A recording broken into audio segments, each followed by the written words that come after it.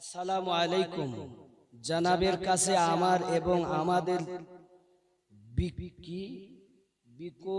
বিশেষ অনুরোধ, ছোট একটি বিষয় নিয়ে আমাদের সংবাদ দর করতে সাহায্য করলে ভালো হয়।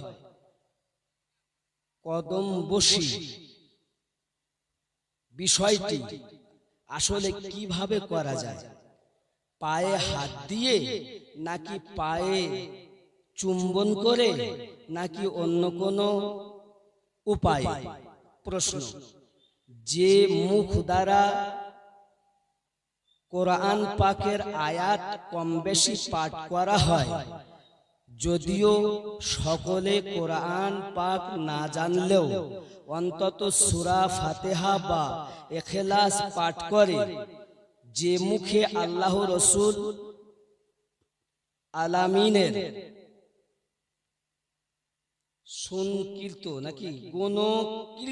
গণকীর্তন করা হয়, সেই মুখ কি করে কদমে স্পর্শ করানো উচিত হবে? কোন বুজুর্গ ব্যক্তির পায়ে বা কদমে কি মুখ লাগিয়ে চুম্বন করা জায়েজ কিনা?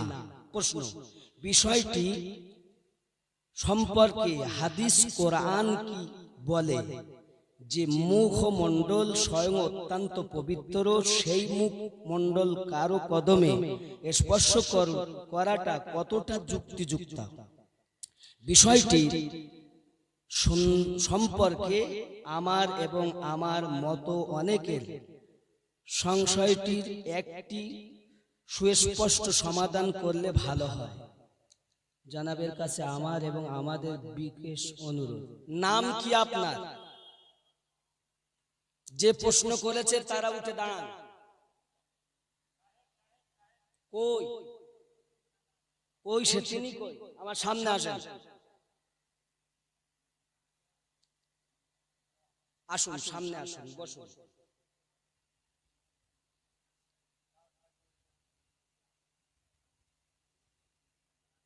আপনি আসুন। খুব ভালো প্রশ্ন করেছেন আপনি। প্রশ্ন করেছেন আপনার বাড়ি দুর্গাপুর। এখনই যদি প্রশ্নের উত্তর যাই, অনেকের মন খারাপ হয়ে যাবে।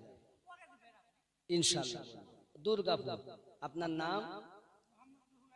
মোহাম্মদ রুহুল আমিন মোল্লা। আপনার আব্বা বেঁচে আছেন? আছেন। আপনি কি কোথাও মুরিদ হয়েছেন? মুরিদ হওয়া কি মানেন? হয় মানে? মাশাআল্লাহ। আপনার আব্বা কি কোথাকার মুরিদ? আচ্ছা। পীর মানেন? বসে। ইনশাআল্লাহ প্রশ্নটার উত্তর দিতে হবে কিনা বলেন? দিতে হবে কিনা? অবশ্যই দেব, ইনশাআল্লাহ দেব। আমার ওয়াহারি হুজুরের সাদকায় কোরআন এবং হাদিস থেকে স্পষ্ট দলিল দেব। রাজি আছেন? জি। যাই হোক বাবাজি, ইনি বলতে চাচ্ছেন এই মুখ দিয়ে মুখ পবিত্র। প্রশ্নটা কি বুঝেছেন? উনি প্রথমে দিয়েছেন আসসালামু আলাইকুম, সবাই বলেন ওয়া আলাইকুম আসসালাম। সালাম দিলে উত্তর দিতে হয়, সালাম দেওয়া সুন্নাত, উত্তর দেওয়া ওয়াজিব। বাবা, আগে হিসাব করতে হবে আপনাকে। চুমা খাওয়া হারাম, চুমা খাওয়া জায়েজ, চুমা খাওয়া নেকি, আগে জানতে হবে। চুমা খাওয়া, কদম বুসি আর চুমা, কথা বুঝতে পারেন? কদম মানে কি আর বুসি মানে চুমা। চুমা কি? ধরেন এই মাওলানা সাহেব বসে আছেন, কি দিলাম এনার কাছে? আমি যদি ঠোঁট লাগাই তো কি বলতেন? চুমা হয় ঠোঁট দিয়ে, হাত দিয়ে চুমা হয় না। এটা আগে মাথায় রাখতে হবে। আব্বা, চুমা খাওয়া হারাম, তাহলে চুমা খাওয়া জায়েজ কোথায়? আপনি মোহাব্বত করে সন্তানকে চুমা দেন, জায়েজ। নাতিপুতিকে চুমা দেন জায়েজ। যদি আপনি চুমা, আমি দলিল দেওয়ার আগে ভাব বুঝাচ্ছি, ছেটে না নিলে চাষ হবে না। সন্তানকে চুমা দেন জায়েজ, নাতিপুতিকে চুমা দেন জায়েজ, স্ত্রীকে চুমা দেন জায়েজ। একবারও তো বিবিকে চুমা দিতে গিয়ে জিজ্ঞাসা করেননি, মোহাব্বত করে তো কত জায়গায় চুমা দিচ্ছেন। আরে বাবা, তিনটে মেয়ে, বিটির পরে একটা ছেলে হলে তার কোথাও না চুমা দেয়, পাছাতে পর্যন্ত চুমা দেয়, এই দেয় না? তার বেলায় একবারও ফতোয়া জিজ্ঞাসা করিনি, হুজুর কি করব? বিবিকে চুমা খায়, কেউ জিজ্ঞাসা করেছিল একবার, হুজুর হাদিসে আছে কিনা বলেন? বিবির কোথায় কোথায় চুমা খেতে হবে বলেছিল, ও হাতে চুমা দিচ্ছে এখানে, নবী বলেছেন চুমা দিতে হবে এখানে, ও একবারও জানে না, চোর কোথাকার। ইউটিউব দেখে, সিরিয়াল দেখে শিখেছে, তা কি বুঝবে ও?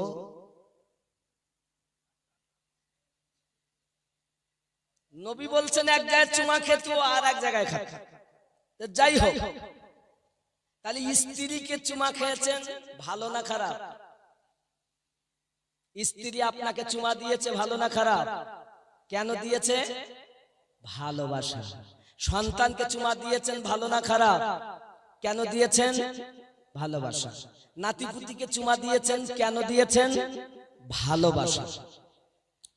তাহলে যে ঠোঁট দিয়ে, যে জবান দিয়ে আপনি কোরআন তেলাওয়াত করেন, ছেলেকে চুমা খেলে দোষ নেই, নাতিপুতিকে চুমা খেলে দোষ নেই, বিবিকে চুমা খেলে দোষ নেই। মনে করেছেন আমার বিবিকেও তো চুমা দেই, তো রাস্তায় একটা বিটি ছেলে যেছে, তাকে ধরে চুমা দিলেন, এটা হলো হারাম। এটা কি বুঝতেছেন নাকি? তাহলে বিটি, আপনার বিবিও বিটি ছেলে, রাস্তা দিয়ে আর একজনের বউ যেছে, তা ওকে ধরে চুমা দিব, এটা হারাম। তাহলে চুমা খাওয়া জায়েজ বিবিকে, চুমা খাওয়া জায়েজ সন্তানকে, চুমা খাওয়া জায়েজ নাতিপুতিকে, চুমা খাওয়া জায়েজ বন্ধুকে, চুমা খাওয়া জায়েজ স্ত্রীকে, চুমা খাওয়া হারাম অপর স্ত্রীকে। বোঝা গেল? চুমা খাওয়া নেকি। পাথর হাজরে আসওয়াদ, রাসূল একবার চুমা দিয়েছেন, আমি সে হাজরে আসওয়াদকে দেখেছি, হাত দিয়েছি। বলে উল্টা পাল্টা কিরকম?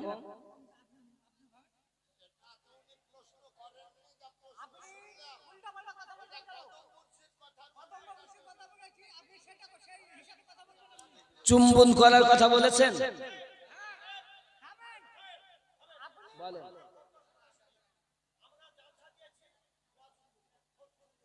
এই আপনি শোনেন, না না, এই শোনেন আপনি, তা না, এই আপনি দেখেন, আপনি কিন্তু মানুষের বাচ্চা নয়। বসেন এখানে, বসেন এখানে।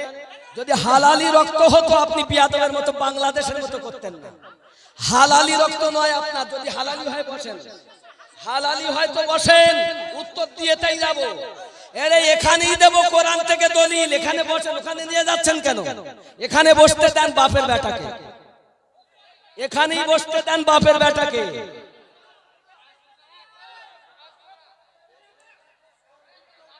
না বিস্তারিত না বললে বোঝা যাবে না, চোরের মতো বললে হবে। এরাই তো ফিতনা করছে এলাকায়, এরাই তো গন্ডগোল করছে এলাকায়, এরাই গন্ডগোল পাকাইয়েছে এলাকায়। যদি মায়ের বেটা হয়, এখনো যদি দুধ হালালি হয়, এখানে এসে বসো, হাদিস ও কোরআন থেকে আমি দলিল দেব, তার আগে যুক্তি তোমাকে মানতে হবে। এখনো যদি মায়ের দুধ তোমার হালালি হয়, আমার সামনে এসে বসো, চ্যালেঞ্জ ইউটিউবের মাধ্যমে প্রচার করো। দর্শকের জন্য আমি করিনি, আল্লাহ এবং আল্লাহর নবীর দিকে করছি।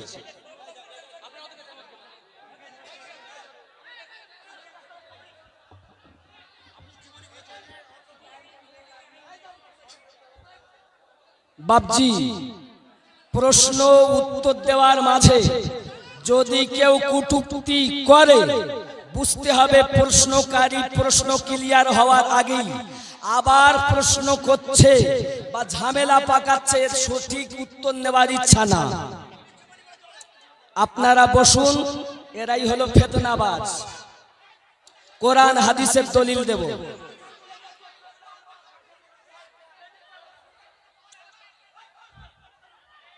মোহাব্বতে এই মাইক নিয়ে তুমি বলো, লোকজনকে শান্ত করো। চুপে যান, চুপে যান,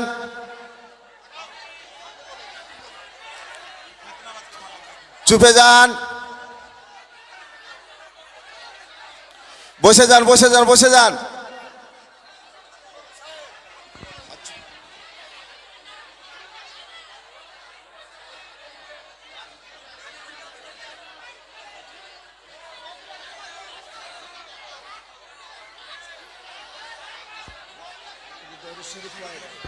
চুপে যান, এই বসেন, বসেন, বসে যান।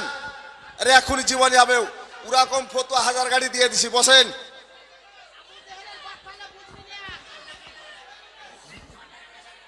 কদম বুসি করা জায়েজ, কদম বুসি করা জায়েজ, রাসূলুল্লাহর কাছে কদম বুসি করেছে, হাজারও দিয়ে দিছি দলিল, এখানে আছেন। চুপে বসে যান, বসে যান। বাপ মায়ের পায়ে চুমা দেওয়া জায়েজ রয়েছে, ওস্তাদের পায়ে চুমা দেওয়া জায়েজ রয়েছে, বুজুর্গানের দিনের পায়ে চুমা দেওয়া জায়েজ রয়েছে, দলিল সব দিয়ে দিছি। বসেন, বসেন, বসেন। এই ওখান থেকে দুরূদ পড়ে আল্লাহুম্মা, দুরূদ পড়ে আল্লাহুম্মা সাল্লু আলা সাইয়্যিদিনা মাওলানা মুহাম্মদ ওয়া আলা আলি সাইয়্যিদিনা মাওলানা মুহাম্মদ সাল্লু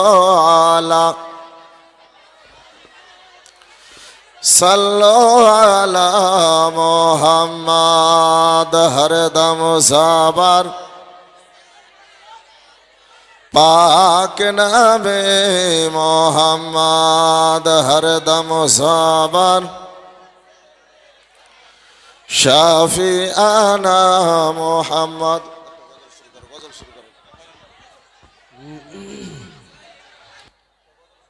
জন্ম আমার নবীর যুগে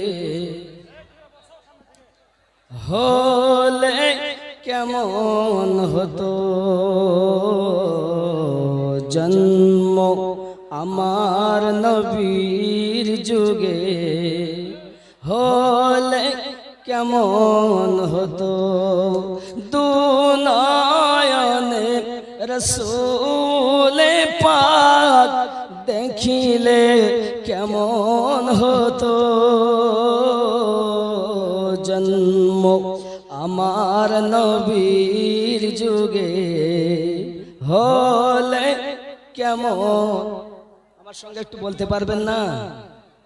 জন্ম আমার নবীর যুগে হলে কেমন হতো, দুনয়নে রসূল পাক দেখিলে কেমন হতো, জন্ম আমার নবীর যুগে হলে কেমন হতো। জোরে বলুন সুবহানাল্লাহ। কেন, আমার সঙ্গে বলবেন, কেন চিনলি না রে মন, কেন বুঝলি না রে মন, আমার হুজুর ওয়াহারি আউলিয়া কেমন, কেন চিনলি না রে মন, কেন বুঝলি না রে মন, আমার হুজুর ওয়াহারি আউলিয়া কেমন। জোরে, খুব জোরে মোহাব্বতে বলেন, টাকা দিচ্ছি, মোহাব্বতে বলেন, কেন চিনলি না রে মন, কেন বুঝলি না রে মন, আমার হুজুর আল্লাহর ওলি মাওলানা কেমন, জোরে বল। তোরাহারি রহমাতুল্লাহ আলাইহির সম্পর্কে বলছি, কেন চিনলি না রে মন, কেন বুঝলি না রে মন, আমার হুজুর ওয়াহারি আউলিয়া কেমন। নয় রূপে আকার নিল, ছলেতে জগৎ মাতাইল, নয় রূপে আকার নিল, ছলেতে জগৎ মাতাইল, নর নারী হুরু ফেরেশতা প্রেমেতে মাগন। চিনলি না রে মন, কেন বুঝলি না রে মন, হুজুর আমার ওয়াহারি আউলিয়া কেমন, জোরে বলেন। খেয়াল করেন, আকাশ বাত আগিয়ে আসুন, আগিয়ে আসুন, আগিয়ে আসুন, একটু সামনে আগিয়ে আসুন, পিছনে যারা বসে আছেন সামনে।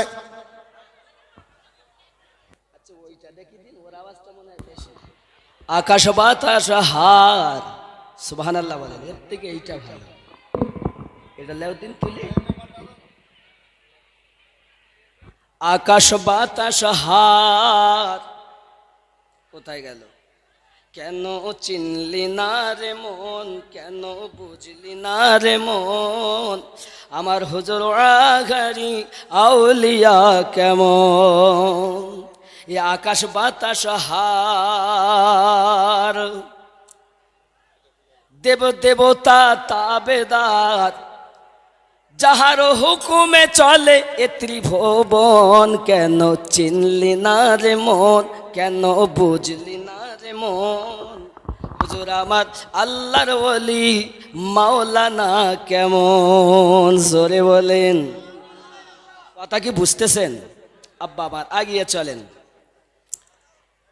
কোরআনে কয় চিনতে তারে, সৃষ্টি তাদের সংসারে, কোরআনে কয় চিনতে তারে, সৃষ্টি তাদের সংসারে, না চিনিয়া মরিয়া গেলে বিফলে জীবন, কেন চিনলি না রে মন, আমার সঙ্গে বলেন, কেন চিনলি না রে মন, কেন বুঝলি না রে, একটু জোরে বলা যাবে না, কেন চিনলি না রে মন, কেন বুঝলি না রে, আল্লাহ আমার হুজুর ওয়াহারি আউলিয়া।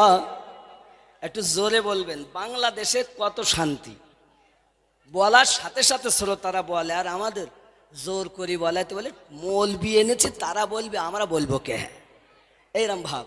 কেন চিনলি না রে মন, কেন বুঝলি, আমার হুজুর ওয়াহারি আউলিয়া।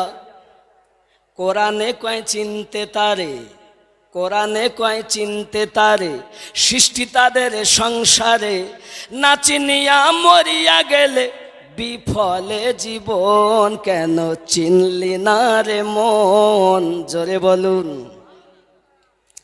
খুব খেয়াল করেন, চিনতে পারে সাধ্য কার, চিনিবারও ইচ্ছা যার, খুব খেয়াল করবেন, চিনতে পারে সাধ্য কার, চিনিবারও ইচ্ছা যার, এর হৃদয়ে চোখে ধরিয়া দেখো কেন দুর্ভিক্ষণ, কেন চিনলি না রে মন, কেন বুঝলি না রে মন, হুজুর আমার ওয়াহারি আউলিয়া কেমন, জোরে বলুন।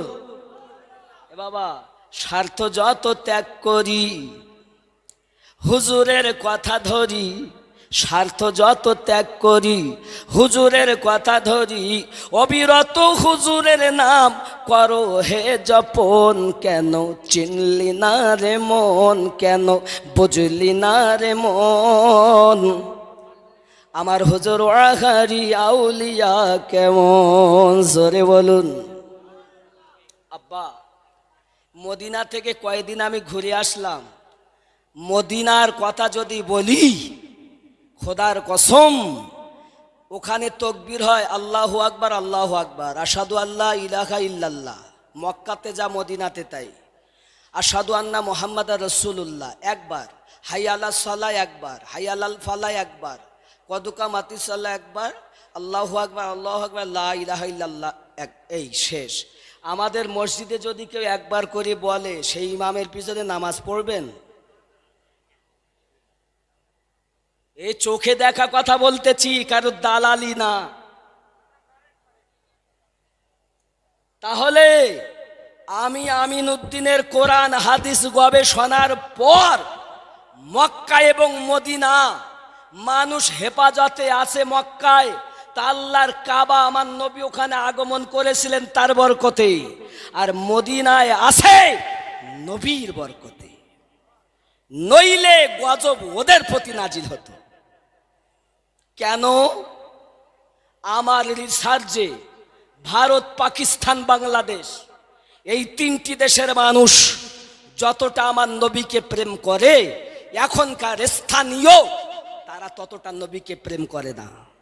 আমি চোখে দেখেছি যে কাবার দিকে আমরা থুতু ফেলি না, সেই কাবার দিকে এরা পা লম্বা করে কোরআন শরীফ পড়ছে,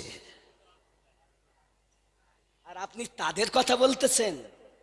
আদব আগে শিখুন, ইবাদত পরে করুন। আরে আমার নবীর রওজা যেদিকে আসর নামাজ এবং ফজর নামাজের পর আমরা দোয়া করি, আরে সেই নবীর রওজার দিকে পা লম্বা করে বসে থাকে। চোখে দেখা 4 শ্রেণীর মানুষ আপনি পাবেন। এক শ্রেণীর মানুষ মোটে আপনার এইভাবে হাত বাঁধে সিনায়, আর এক শ্রেণীর মানুষ হাত বাঁধে কোহনুতে, এইভাবে কোহনুই। 2 3 নাম্বার মানুষ নাভির নিচে। 4 নাম্বার মানুষ বলছে তোরা যখন ওপর নিচে নিয়ে গন্ডগোল করছিস তা আমি বাঁধবই না, ওরা মোটে বাঁধেই না। চোখে দেখা কথা বলছি, কোন রাবি নাই, স্বয়ং চোখে দেখেছি। বিশ্বাস করলে করতে পারেন, না করলে আপনার ব্যাপার। তাহলে আপনি বলুন যে কাবার এত সম্মান, 1 রাকাত নামাজের 1 লক্ষ রাকাতের সওয়াব, সেই কাবার দিকে কোনো মুসলমান পা দিতে পারে? দিচ্ছে। মক্কার জমিনে যদি না হয় চোখে দেখে আসুন।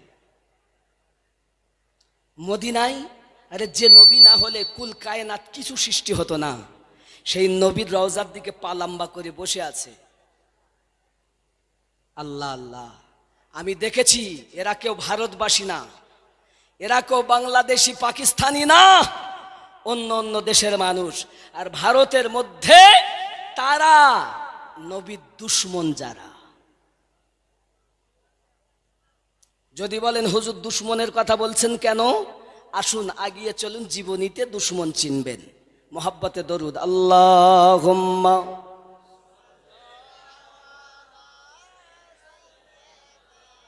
মাওলানা মুহাম্মদ ওয়া আলা আলি।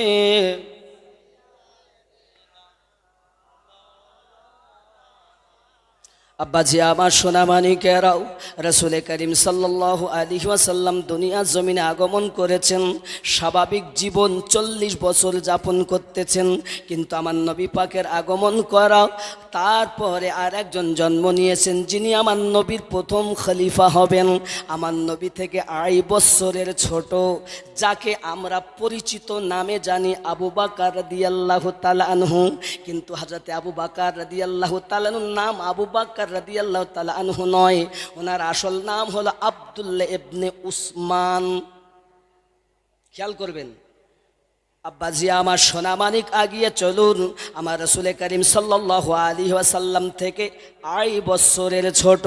আব্বা আমার ছোট্টবেলা থেকে আমার নবী পাকের সঙ্গে হযরত আবু বকর রাদিয়াল্লাহু তাআলা আনহু চলাফেরা করেন, ওঠা বসা করেন।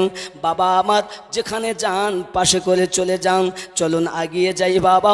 যখন বয়স হলো, আমার নবী যখন হযরতে আবু তালিব রাদিয়াল্লাহু তাআলা আনহুর সঙ্গে চললেন, বাবা আমার তেজারাত করতে যাওয়ার পর সাথে সাথে বাবাজি আমার আবু বকর রাদিয়াল্লাহু তাআলা আনহু তিনিও গিয়েছিলেন।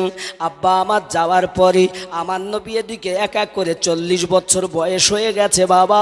এমন সময়তে মক্কা নগরে আমার নবী পাককে আল্লাহ অর্ডার করলেন, আয় আমার হাবিবি, এবার আপনি এক আল্লাহ প্রচার করে দিন। জোরে বলুন। 40 বছরে নবী হননি তিনি। নবী, আসমান জমিন কিছুই ছিল না, তখন তিনি নবী ছিলেন।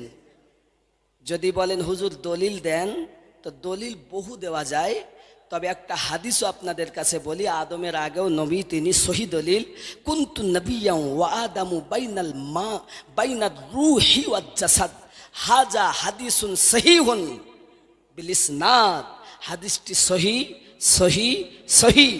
আদম যখন মাটি পানি, তখন আমার নবী আল্লাহর নিকটে নবী। অনেক দলিল, যাই হোক বাপ, আগিয়ে চলুন। আল্লাহর হাবিব যখন 40 বছর বয়সে প্রথম বলছেন, আপনারা এক আল্লাহকে মানুন, কেউ স্বীকার করে না, কেউ স্বীকার করে না। সেই সময় আবু বকর রাদিয়াল্লাহু তাআলা ওখানে ছিলেন না, উনি ছিলেন সিরিয়ার মাটিতে তেজারাতে। এখন সিরিয়ার মাটিতে তেজারাত যখন করতেছেন, তেজারাত করার পরে রাতে বিশ্রামে গেছেন, হঠাৎ দেখছেন আকাশের এক চাঁদ তার বুকে নেমে এসেছে। জোরে বলেন। আশ্চর্য হয়ে গেলেন। হযরত আবু বকর রাদিয়াল্লাহু তাআলা আনহু সকালবেলা উঠলেন, ওঠার পরই স্বপ্নের মানে যারা করে তাদের কাছে গেছেন। বাবা, এমন সময়তে আপনার কিনা মানে জিজ্ঞাসা করছেন, আমি রাতের বেলায় এই স্বপ্ন দেখেছি। উনি জিজ্ঞাসা করছেন, আপনার বাড়ি কোথায়? বলে মক্কায়। তাই নাকি? মক্কা নগরে আপনার বাড়ি। আপনার চুল, আপনার চেহারা, আপনার চোখ, আপনার সিনা, আপনার টাং সব কিছু মিল পাচ্ছি দেখে। তবে বলেন, আপনার নাভির নিচে কি তিল আছে? সুবহানাল্লাহ বলেন। আমি তারিখ বলছি, দালালি কথা বলছি না। হযরত আবু বকর রাদিয়াল্লাহু তাআলা বলেন, এই কথা তো আমি নিজেও খেয়াল করিনি যে আমার নাভির নিচে তিল আছে। বলছে, আমি যেটা কেতাব পড়তেছি সেই কেতাবে বলা আছে আমার নবী পাক সাল্লাল্লাহু আলাইহি সাল্লামের প্রথম খলিফা হবে যিনি, তার বয়স হলো 390 বছর। স্বপ্নের মানে যে বলছে বয়স কত? 390। আমাদের নবীর বয়স কত? 40। আবু বকর রাদিয়াল্লাহু তাআলা বয়স কত? নবী ছাড়া 2.5 বছর কম। হিসাব করবেন। যে মানে বলছে তার বয়স 390। আমি ইবনে আসাকির থেকে বলছি, এবং হযরত আব্দুল্লাহ ইবনে মাসউদ রাদিয়াল্লাহু তাআলা আনহুর হাদিস বর্ণনা করছি। জোরে কোন সুবহানাল্লাহ। খেয়াল করেন। আচ্ছা ভাই, আপনার নাম? আমার নাম আবু বকর। আপনার আরেক নাম হবে আতিক। আছে না মুফতি সাহেব? আতিক, এটাও আব্বাজি আমার। শুধু তাই নয়, আব্বার নাম যেমন উসমান, ওনার নাম আবার, ওনার উপাধি আবু কুয়াফা। আচ্ছা, এনার নাম আবু বকর কেমন করে হলো একটুখানি বলবো নাকি? আবু বকর কিভাবে হলো? ওই এলাকায় একজন মানুষ ছিল, তার নাম ছিল বকর। সে খুব মানুষের বংশ, খুব নাম মুখস্থ থাকতো, ও তার যাত্রার বলে দিত। এখন হযরত আবু বকর রাদিয়াল্লাহু তাআলা ওখানে গেছেন, যাওয়ার পর তাকে জিজ্ঞাসা করছে, আচ্ছা আপনি ঘোড়ার নাসল বলেন, ঘোড়ার বংশ পরম্পরা বলেন। এখন সে তো আর বলতে পারে না। তখন আবু বকর রাদিয়াল্লাহু তাআলা ঘোড়ার বংশ পরম্পরা বর্ণনা করলেন। আর যেই বর্ণনা করেছেন, তখন লোক যারা ছিল তারা বলছে যে, আরে তুমি তো বাকারেরও বাপ হয়ে গেলে, তাই নাম হয়ে গেল আবু বকর। জোরে বলে। আসল নাম কি? আব্দুল্লাহ ইবনে উসমান, ওনার উপাধি আতিক। জোরে বলেন সুবহানাল্লাহ। আরো একটা উপাধি আছে, কি? সিদ্দিক। সিদ্দিক কাকে বলে?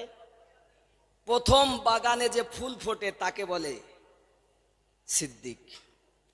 সত্য। হে বাবা, এরূপ ভাবে অনেক আপনার ব্যাখ্যা দেওয়া যায়, সারমর্ম এতটুকু বলি, আল্লাহর হাবিব বললেন প্রথম ফুল ফুটেছে ইসলামের মধ্যে, তার নাম সিদ্দিক। কিন্তু আমার আবু বকর শুধু সিদ্দিক নয়, মিরাজ থেকে ফিরে আসার পর, আমার নবী মিরাজের ঘটনা বলার পর যখন বিশ্বাস করেছেন, তা আমার নবী বললেন আবু বকর শুধু সিদ্দিক নয়, সিদ্দিকে আকবর। এবার আসুন, সেই স্বপ্নের মানেকারী বলছেন, আপনাকে দয়া করে কাপড় তোলেন। আবু বকর হুজুর উনি জানতেন না যে তখন ওনার নাভির নিচে তিল আছে কি। কাপড় তুলে দেখতেছেন সত্যি নাভির নিচে একটা তিল আছে। জোরে বলে শোনেন আবু বকর, আপনি হবেন ওই নবীর প্রথম খলিফা। জোরে বলুন। এটা শিয়া সুন্নিদের কথা বলছি না বাবা। আমার নবী পাক 40 বছর বয়সে ইসলামের দাওয়াত দিলেন যখন প্রথম, 390 বছর বয়সের স্বপ্নের মানেকারী তিনি বলছেন আবু বকর নবীর প্রথম খলিফা হবে। আব্বাজি আমার তার নিশানা তিনি বললেন।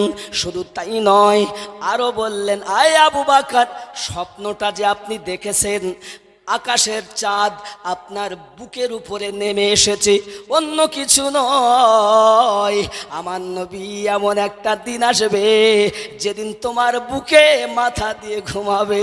ওই রাতটা ছিল হিজরাতের রাত। জোরে বল।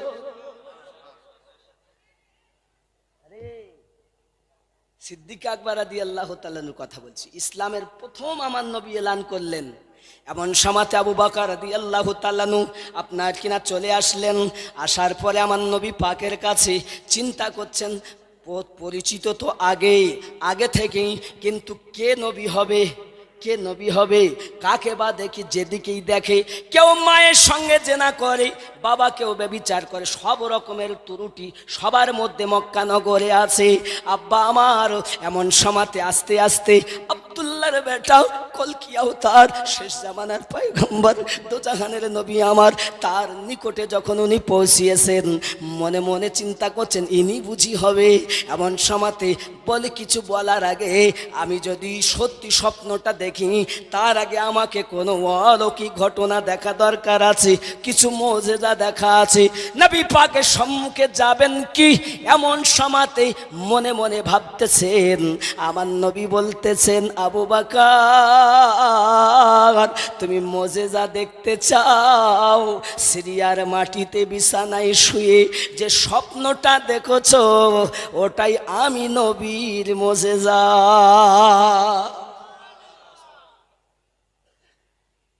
আর ওনার থেকে আমাদের তরিকত আসছে। খেয়াল করুন, যিনি কলেমা পড়ার আগে আমার নবীর নূর হিসাবে, চাঁদ হিসাবে বুকে নেমে আসছেন, তিনি আমাদের তরিকতের মূল। রসুল পাক থেকে সিদ্দিক আকবর রাদিয়াল্লাহু তাআলা। জোরে বলেন। আমার তরিকতকে বুঝতে গেলে কয়লা পড়াতে হবে। তুমি ইচ্ছা মতো এসোছ আর মনে করছো আমি হক জান্নাতি, একটা দল জান্নাতি, 73টা না। আপনি যদি দলিল চান তো ভুরি ভুরি কোরআনের দলিল দিতে পারতাম। আব্বাজি আমার, চলুন আগে। হযরত আবু বকর রাদিয়াল্লাহু তাআলা আনহু এমনি করে আপনার কিনা কলেমা পড়লেন। সাদ্দাকতা ইয়া রাসূলুল্লাহ, আমাকে কলেমা পড়িয়া মুসলমান বানিয়ে দিন। ইসলামের প্রথম মুসলমান আবু বকর। জোরে বলুন। নারীদের মধ্যে সর্বপ্রথম মুসলমান হযরত খাদিজাতুল কুবরা রাদিয়াল্লাহু তাআলা আনহা। আর বয়স্কদের মধ্যে সর্বপ্রথম মুসলমান হযরত আবু বকর সিদ্দিক রাদিয়াল্লাহু তাআলা আনহু। বাচ্চাদের মধ্যে সর্বপ্রথম মুসলমান হযরত আলী কারামাল্লাহু ওয়াজহুল কারীম। গোলামদের মধ্যে সর্বপ্রথম মুসলমান যায়েদ বিন হারিস। আর খাদিজাতুল কুবরা রাদিয়াল্লাহু তাআলা আনহার পরে সর্বপ্রথম মুসলমান আবু বকর রাদিয়াল্লাহু তাআলা আনহুর আম্মা হযরত উম্মুল খাইর। জোরে বলুন।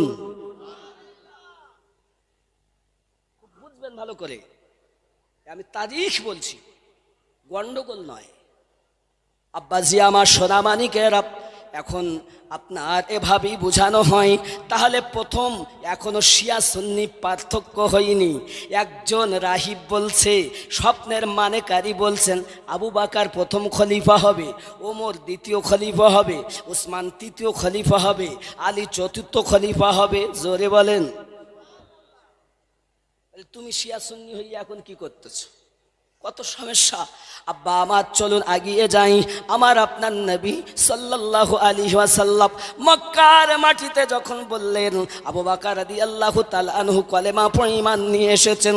শুধু তাই নয় বাবা, ওই যুগে যারা কলেমা পড়ে আমার নবী পাককে আপনার বিশ্বাস করে ঈমান নিয়ে এসেছে, তাদের কত কষ্ট দেওয়া হয়েছে।